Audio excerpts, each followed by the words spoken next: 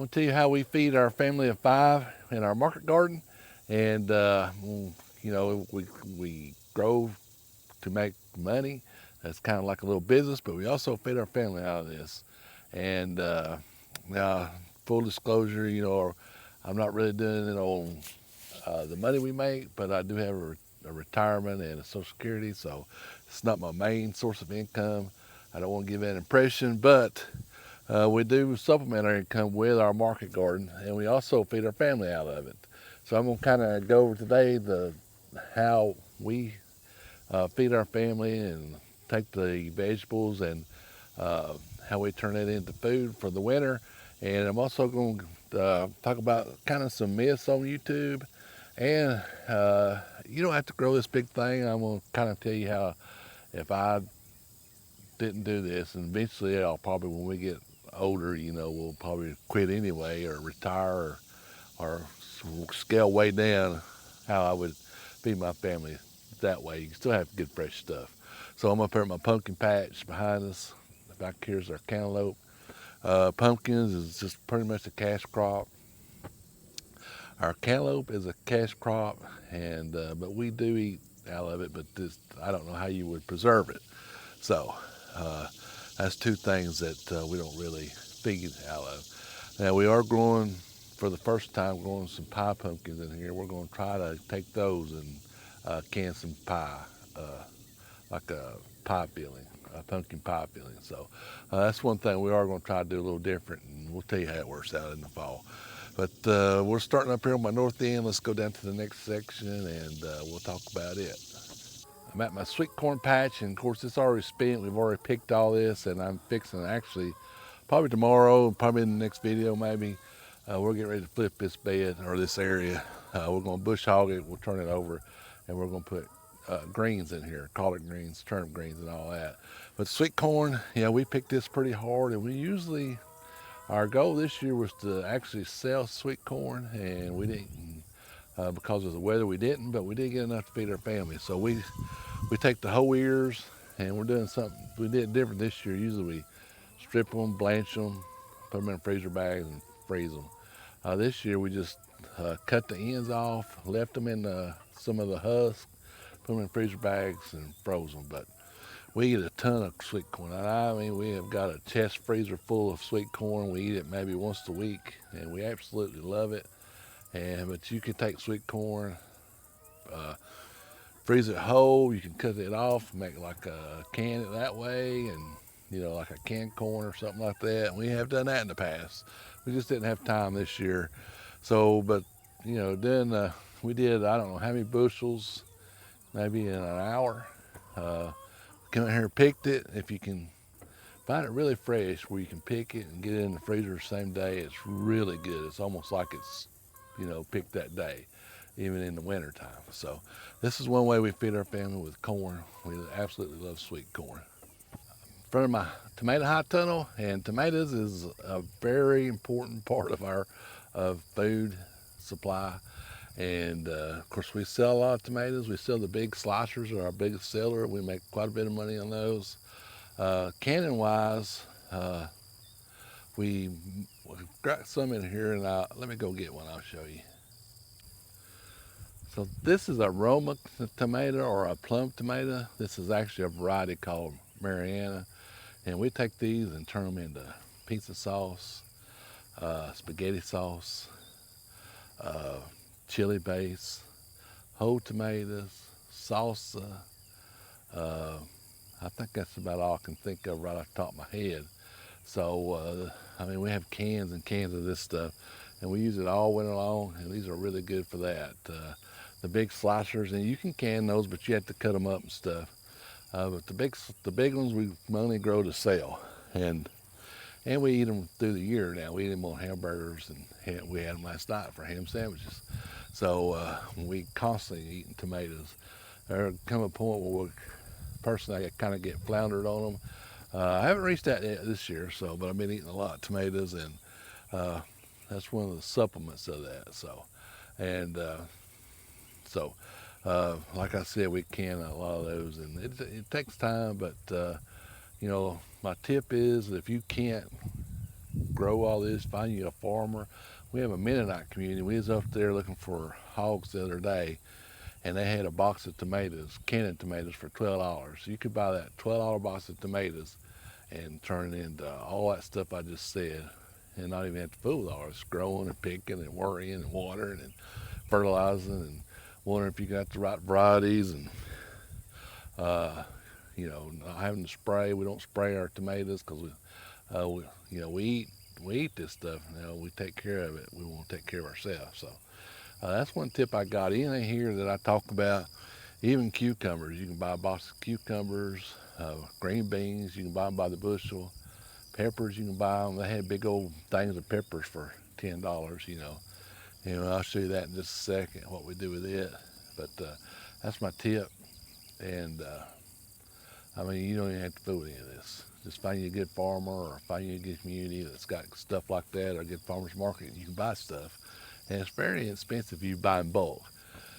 Now, we have quit selling in bulk because we're kind of downsizing, just me and my wife. And but used to, when the kids were little, we had some free labor, we would sell a lot of stuff in bulk. But now that we're having to do it all ourselves, we've kind of cut back on that part. But tomatoes is a very important part of how we feed our family. And one thing I want to say, I know there's some YouTube channels that say they try to 100% feed their family. If you didn't have a job, if your whole job was just YouTube filming, that's how they make their money, you could probably do that. But when I had a job, there's no way we could do stuff like that. Even now, we go to the grocery store every week. We buy flour. We buy hamburger meat. I'll talk about the meat stuff in here in a second. Like hot fries, potato chips, stuff like that. We buy. I eat them. We like that. I like going out for pizza, and so we don't. I think it's a myth if you're going to feed your whole family just nothing but this. You could do it if things went south. We could live off this farm, and we could eat good, but we like to go out and just like anybody else. If you can go to the grocery store and get your bulk stuff, what's the point, right? And if you can search around, you can find some good stuff. Like the wheat we get is a European standard. The flour is a European standard. The flour don't have. There's two things it don't have in it that the American flour does. That's supposed to be better for you. It's not bleached, and something starts with a B. I can't remember, something keeps it from caking or something like that. But it's not really all that good for you. So we kind of look for that, and that's what we buy. I'm in front of my pepper high tunnel now, and I grow bell peppers, all colors, jalapenos, and a few hot peppers. I've got 4 rows of bell peppers, and we cut those up. Allison cuts those up, freeze them, vacuum seals them, freeze them. Jalapenos I absolutely love. I pickle those. We also make a sandwich condiment out of jalapenos, and we pickle that. It's got jalapenos, you cut them long ways, some bell pepper, some onions, and some seasoning. It's really good.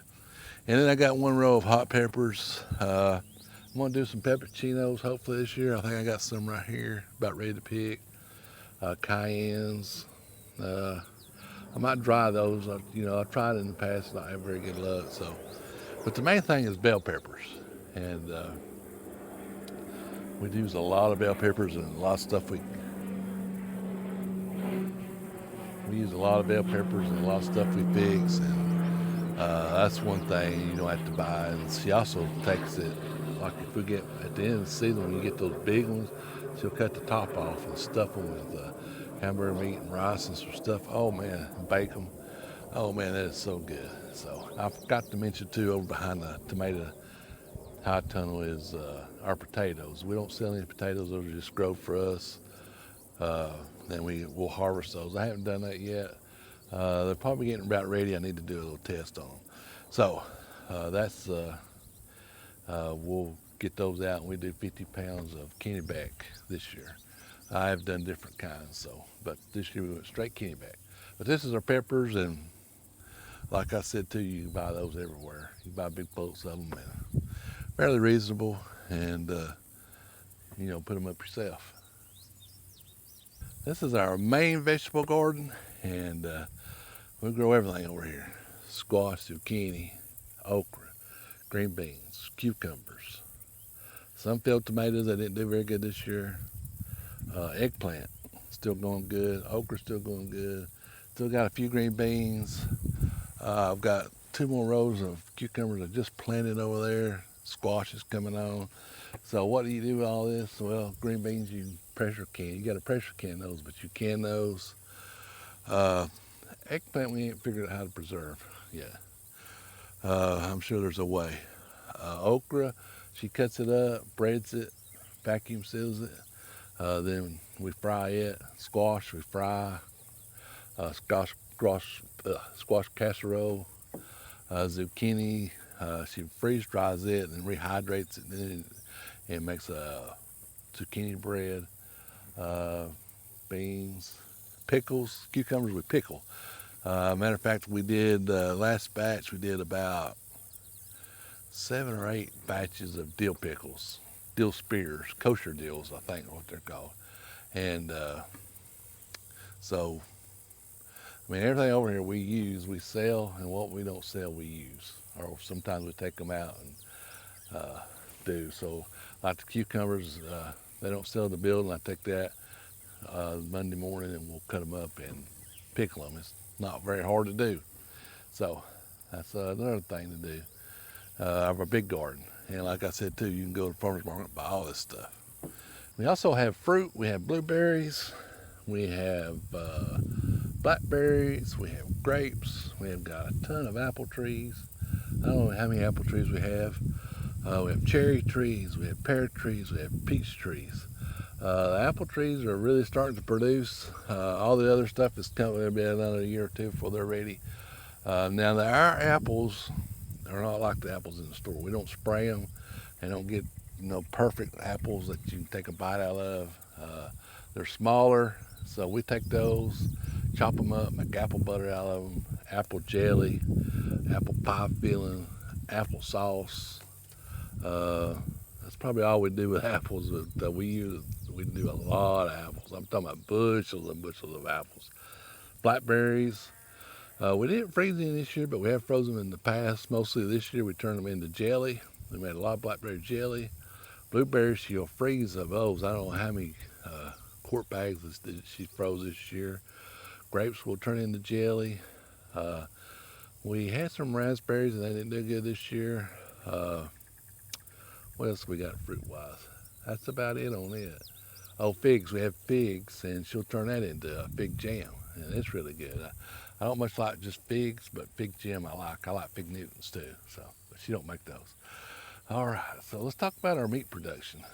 As far as meat production goes, you can see I have some meat chickens back here, and we're fixing to process these actually tomorrow. Uh, so we haven't bought chicken or pork. That's one thing you can really do pretty easy. It's really easier than vegetables to me. It's for just replacing all your meat. We just a week ago today took 2 hogs to the processor. So we get pork chops, bacon, and sausage. And every other one we'll get some roast. We didn't get any this year, this time. Next batch we'll get some roast. And we barbecue, we make barbecue out of it. But pork chops, we have not bought a pork chop in the store. I have to ask Allison, but I can't remember. Probably years we have bought pork chops or chicken. We raise our own chicken. We also sell it. This is non-GMO, non-soy, non-corn. It's the first time I've done it with that. I've always, last batch we started with non-GMO, but it had corn in it. This has got no corn, no soy. So I'm interested to see how that does. But meat is, to me, it's easier to replace. Now, we don't replace our beef. We still have to go buy hamburger, and I can't remember the last time we bought steak because it's so expensive. But we've got some fencing over here, some fence posts, and we are going to buy some steer this fall or this winter and start raising our own beef. So I'll take care of all the meat. I've got 2 sheep back here, but they're pets. I run them through here and they eat the weeds. So that's all that, and our own eggs. I've got the egg mobile right here behind. I've got an egg mobile right here behind us, so we get our own eggs and our pasture eggs, and I personally think we can't hardly beat those. And I do some hay production for when we had goats. Now we don't have any goats right now. We had 6 milkers, and that's just too much. We are going to get 1 milk goat, and then we're going to raise some meat goats. And hopefully this fall we'll get back into that. We're going to do that in a section up there. So, but we're not. I'm not a big. That's just for profit. The milk would be for us because we take that milk and turn it into soap. But it was just too much. That's too many milk for us, and do all this other stuff. So hope I was kind of see how if you want to grow your own food or produce your own food or eat a little healthier. And like I said, I'm not no health freak, but I like it because it tastes better. We still go out, we still go to the grocery store. I think my grandparents grew up in Appalachia. My mom and dad grew up in Appalachia, didn't have inside bathrooms, and they still went to the store. And they lived off the land even more than we do. They really did it for real. But I'm pretty sure they still went to the store. And I had to ask Dad about that. I can't remember going to the store with him when I was a little kid. So anyway, it's kind of, I'm not saying you can't do it. I'm not saying we couldn't do it. I could really do it if we really, really wanted to. But what do you do when you're traveling? You got to take your own stuff. I don't know. I'm just not into it all that much. But I'm in it for the taste. So hope this was a help. Hope it gives you some ideas on how you can do your own food. It's really not that hard. It seems a little overwhelming. I'm talking about preserving, canning, and all that stuff. You think, oh gosh, I don't know if I can. It's not that hard. It's just we started out with when we first got married and moved out here, we started out with the ball